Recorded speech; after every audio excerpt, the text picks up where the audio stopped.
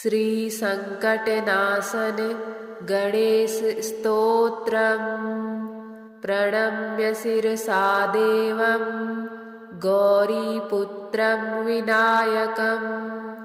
भक्तावासं स्मरे नित्यम् आयुष्कामार्थसिद्धये। प्रथमं वक्रतुण्डं च एकदन्तं द्वितीयकं तृतीयं कृष्णपिङ्गाक्षं गजवक्त्रं चतुर्थकं लम्बोदरं पञ्चमं च षष्ठं विकटमेव च सप्तमं विघ्नराजेन्द्रं धूम्रवर्णं तथाष्टमं नवमं भालचन्द्रं च दशमं तु विनायकम् एकादशं गणपतिं द्वादशं तु गजाननं द्वादशैतानि नामानि त्रिसन्ध्यं यः पठेन्नरः न च विघ्नभयं तस्य सर्वसिद्धिकरं परम्। विद्यार्थी लभते विद्यां धनार्थी लभते धनं पुत्रार्थी लभते पुत्रान् मोक्षार्थी लभते गतिम्। जपेद् गणपतिस्तोत्रं षड्भिर्मासैः फलं लभेत् संवत्सरेण सिद्धिं च लभते नात्र संशयः।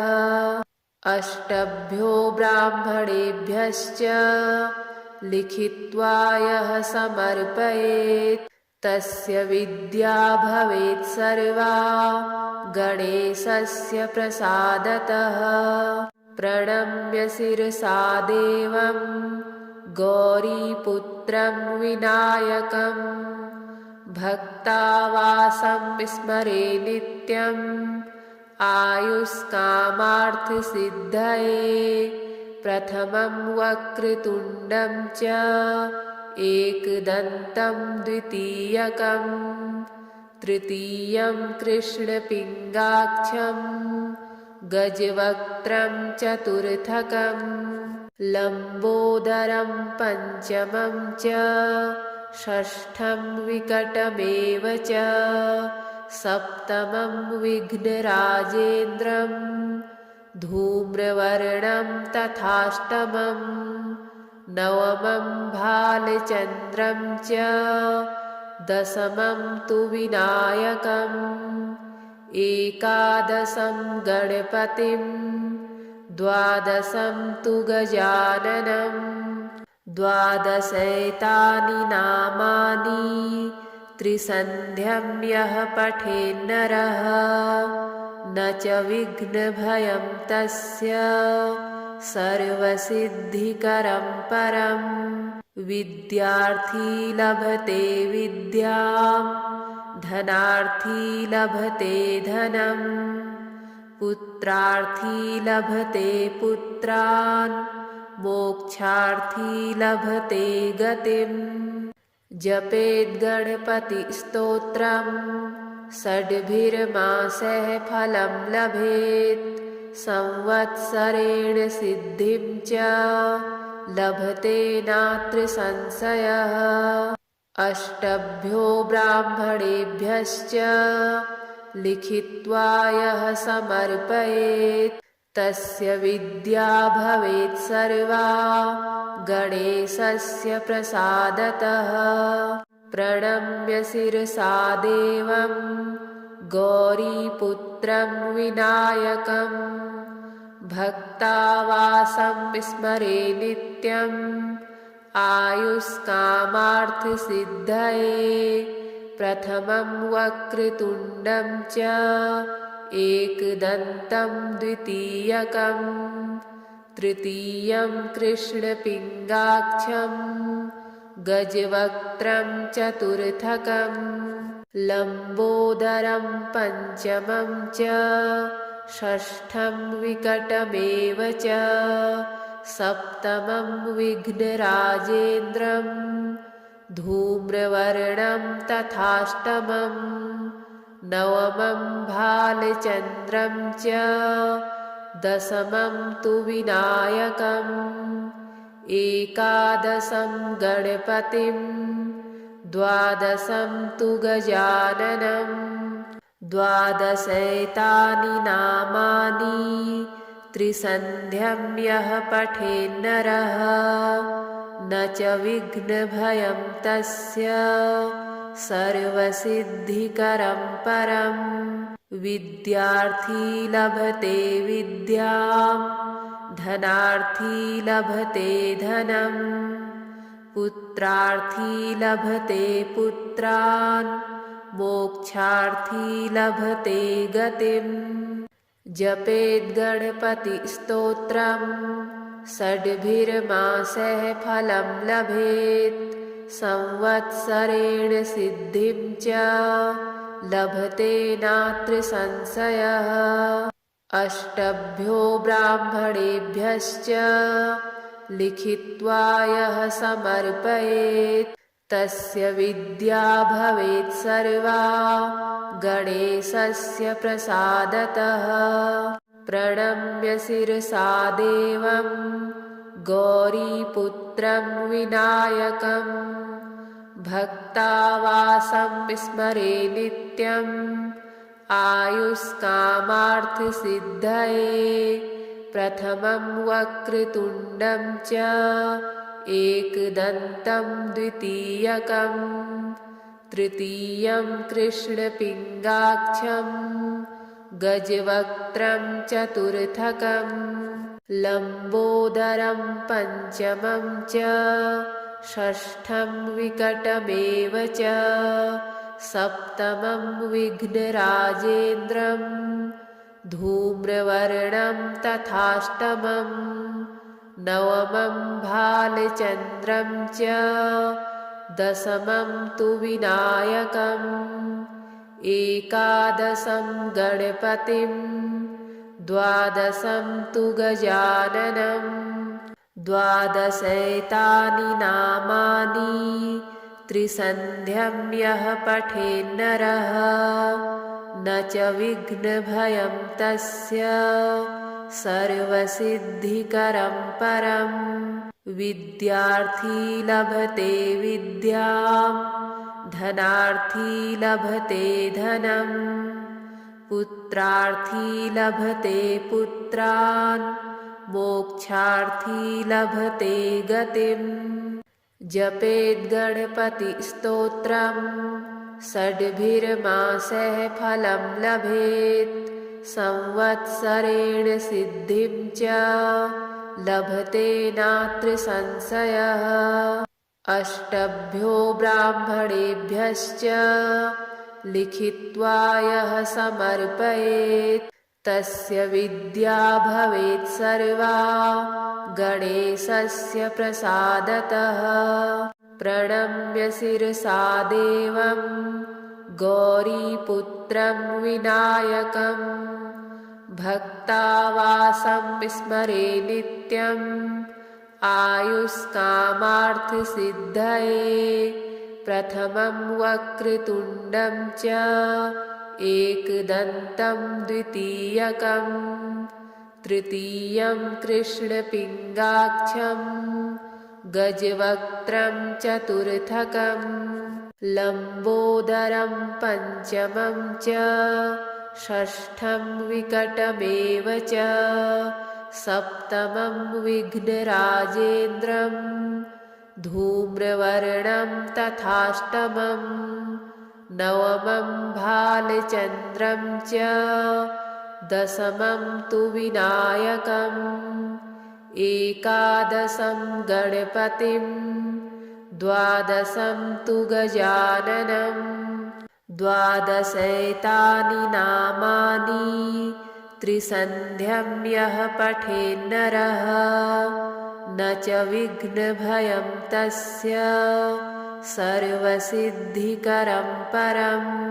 विद्यार्थी लभते विद्यां धनार्थी लभते धनम् पुत्रार्थी लभते पुत्रान् मोक्षार्थी लभते गतिम् जपेद्गणपतिस्तोत्रम् षड्भिर्मासैः फलं लभेत् संवत्सरेण सिद्धिं च लभते नात्र संशयः अष्टभ्यो ब्राह्मणेभ्यश्च लिखित्वा यः समर्पयेत् तस्य विद्या भवेत् सर्वा गणेशस्य प्रसादतः प्रणम्य शिरसा देवं गौरीपुत्रं विनायकं भक्तावासं स्मरे नित्यम् आयुष्कामार्थसिद्धये प्रथमं वक्रतुण्डं च एकदन्तं द्वितीयकं तृतीयं कृष्णपिङ्गाक्षं गजवक्त्रं चतुर्थकं लम्बोदरं पञ्चमं च षष्ठं विकटमेव च सप्तमं विघ्नराजेन्द्रं धूम्रवर्णं तथाष्टमं नवमं भालचन्द्रं च दशमं तु विनायकम् एकादशं गणपतिं द्वादशं तु गजाननं द्वादशैतानि नामानि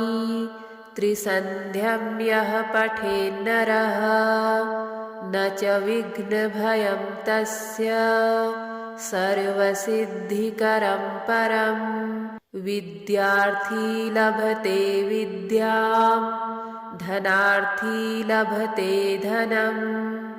पुत्रार्थी लभते पुत्रान्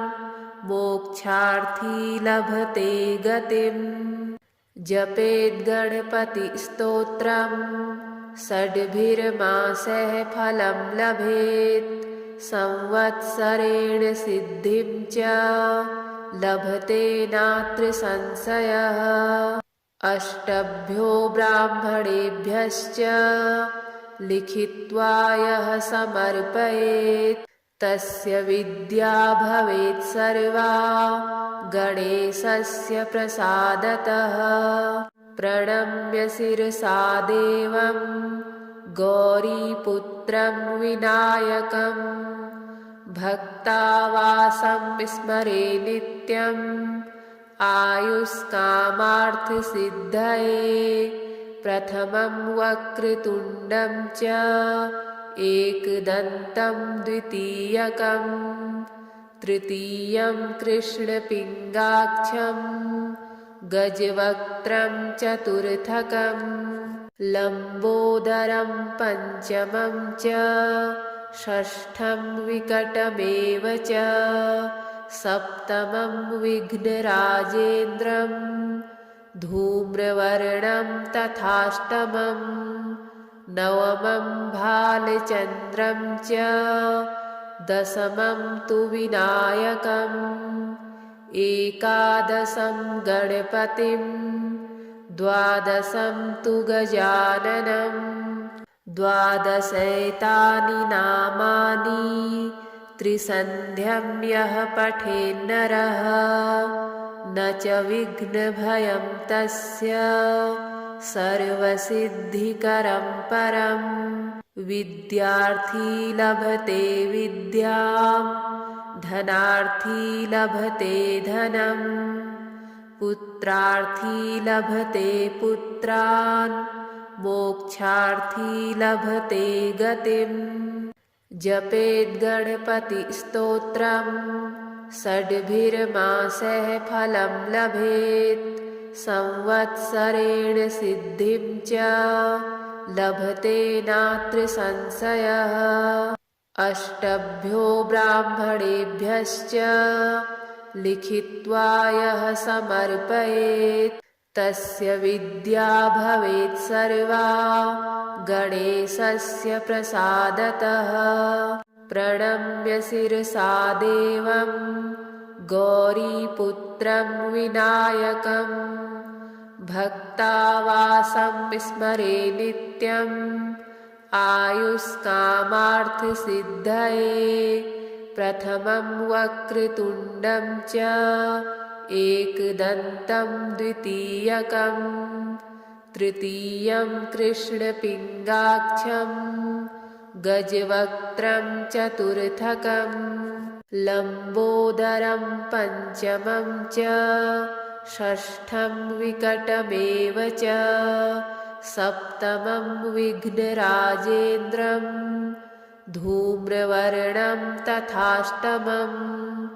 नवमं भालचन्द्रं च दशमं तु विनायकम् एकादशं गणपतिं द्वादशं तु गजाननं द्वादशैतानि नामानि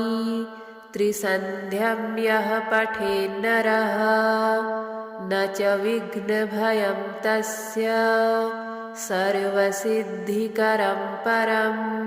विद्यार्थी लभते विद्यां धनार्थी लभते धनं पुत्रार्थी लभते पुत्रान्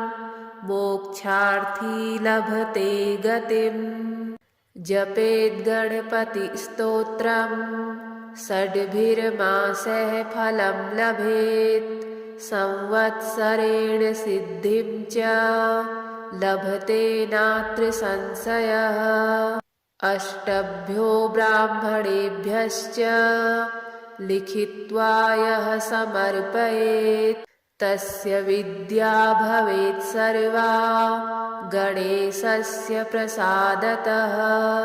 प्रणम्य शिरसा देवं गौरीपुत्रं विनायकं भक्तावासं स्मरे नित्यम् आयुष्कामार्थसिद्धये प्रथमं वक्रतुण्डं च एकदन्तं द्वितीयकं तृतीयं कृष्णपिङ्गाक्षं गजवक्त्रं चतुर्थकं लम्बोदरं पञ्चमं च षष्ठं विकटमेव च सप्तमं विघ्नराजेन्द्रं धूम्रवर्णं तथाष्टमं नवमं भालचन्द्रं च दशमं तु विनायकम् एकादशं गणपतिं द्वादशं तु गजाननं द्वादशैतानि नामानि त्रिसन्ध्यं यः पठेन्नरः न च विघ्नभयं तस्य सर्वसिद्धिकरं परं विद्यार्थी लभते विद्यां धनार्थी लभते धनं पुत्रार्थी लभते पुत्रान्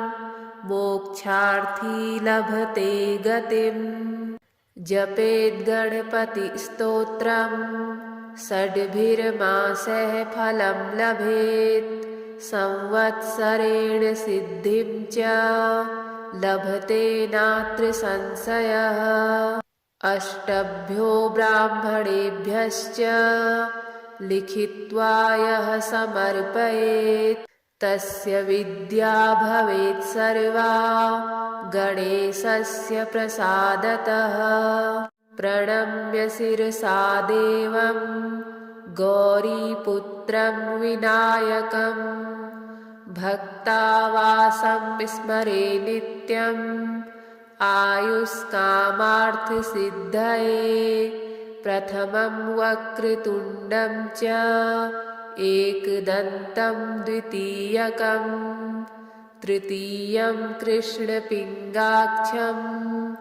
गजवक्त्रं चतुर्थकं लम्बोदरं पञ्चमं च षष्ठं विकटमेव च सप्तमं विघ्नराजेन्द्रं धूम्रवर्णं तथाष्टमं नवमं भालचन्द्रं च दशमं तु विनायकम् एकादशं गणपतिं द्वादशं तु गजाननम् द्वादशैतानि नामानि त्रिसन्ध्यं यः पठेन्नरः न च विघ्नभयं तस्य सर्वसिद्धिकरं परम् विद्यार्थी लभते विद्यां धनार्थी लभते धनम् पुत्रार्थी लभते पुत्रान् मोक्षार्थी लभते गतिम् जपेद्गणपतिस्तोत्रम् षड्भिर्मासैः फलं लभेत् संवत्सरेण सिद्धिं च लभते नात्र संशयः अष्टभ्यो ब्राह्मणेभ्यश्च लिखित्वा यः समर्पयेत् तस्य विद्या भवेत् सर्वा गणेशस्य प्रसादतः प्रणम्य शिरसा देवं गौरीपुत्रं विनायकं भक्तावासं स्मरे नित्यम् आयुष्कामार्थसिद्धये प्रथमं वक्रतुण्डं च एकदन्तं द्वितीयकं तृतीयं कृष्णपिङ्गाक्षं गजवक्त्रं चतुर्थकं लम्बोदरं पञ्चमं च षष्ठं विकटमेव च सप्तमं विघ्नराजेन्द्रं धूम्रवर्णं तथाष्टमं नवमं भालचन्द्रं च दशमं तु विनायकम् एकादशं गणपतिं द्वादशं तु गजाननं द्वादशैतानि नामानि त्रिसन्ध्यं यः पठेन्नरः न च विघ्नभयं तस्य सर्वसिद्धिकरं परम् विद्यार्थी लभते विद्यां धनार्थी लभते धनम् पुत्रार्थी लभते पुत्रान् मोक्षार्थी लभते गतिम् जपेद्गणपतिस्तोत्रम् षड्भिर्मासैः फलं लभेत् संवत्सरेण सिद्धिं च लभते नात्र संशयः अष्टभ्यो ब्राह्मणेभ्यश्च लिखित्वा यः समर्पयेत् तस्य विद्या भवेत् सर्वा गणेशस्य प्रसादतः।